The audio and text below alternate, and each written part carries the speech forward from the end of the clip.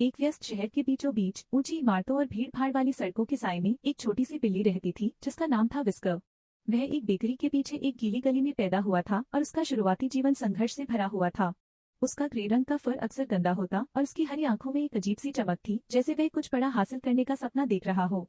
Whisker दिन भर खाने के टुकड़ों के लिए कचरे के ढेरों में भटकता और गुस्से वाले इंसानों की लातों से बचता, लेकिन उसके अंदर का जज्बा कभी कम नहीं हुआ। वह छतों पर बैठकर लोगों को देखता, उनके व्यवहार को समझने की कोशिश करता। उसने देखा कि दयालु लोग अक्सर मुस्कुराते हैं और अमीर लोग अपनी चाल ढाल से अलग दिखते हैं।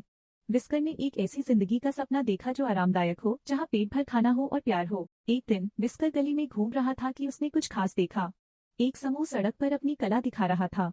उनमें से एक युवा महिला क्लारा वायलिन बजा रही थी। उसके लाल बाल और उसकी नर्म मुस्कान उसकी कला में झलक रहे थे। विस्कर उस मधुर धुन की ओर खिंचता चला गया। जब प्रस्तुति समाप्त हुई तो उसने क्लारा का पीछा किया, यह सोचते हुए कि शायद वह उसे खाने के लिए कुछ देगी। क्लारा ने विस्कर को अपने पीछे आते देखा। उसने घुटनों के बल बैठकर उसे रोटी का टुकड़ा दिया।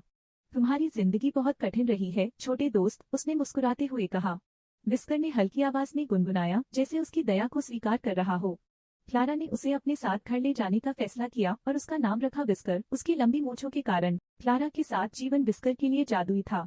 उसका छोटा अपार्टमेंट विस्कर को एक महल जैसा लगा। उसे एक आरामदायक बिस्तर, रोज का खाना और सबसे बढ़कर प्यार मिला। क्लारा अक्सर उसके लिए वायलिन बजाती और विस्कर मंत्रमुग्ध होकर सुनता।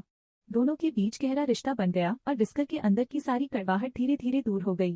क्लारा का सपना था कि वह बड़े मंचों पर वायलिन बजाए, लेकिन मौके मिलना मुश्किल था। एक दिन उसने विस्कर को अपनी गली की प्रस्तुति में साथ ले जाने का फैसला किया। उसने विस्कर के गले में एक छोटा बो टाई बांध दिया। विस्कर का आकर्षक अंदाज और क्लारा की मधुर धुन ने लोगों का ध्यान खींचा। दर्शक विस्कर को देखने बार बार लौटने लगे और क्लारा की कमाई बढ़ने लगी। एक शाम एक अमीर व्यक्ति मिस्टर हैरिंगटन क्लारा और विस्कर की प्रस्तुति देखने रुके। क्लारा की प्रतिभा और विस्कर के शाही अंदाज से प्रभावित होकर उन्होंने उन्हें अपने महल में एक खास आयोजन में प्रदर्शन करने का न्योता दिया। महल के इस आयोजन में क्लारा की वायलिन की धुन ने सभी को मंत्रमुग्ध कर दिया। वहीं विस्कर अपनी छोटी सी मखमली गद्दी पर शान से बैठा रहा।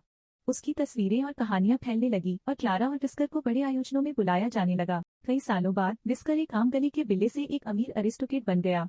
अब वह मखमली गद्दियों पर आराम करता, खास खाने का आनंद लेता और एक सुनहरे कॉलर में घूमता।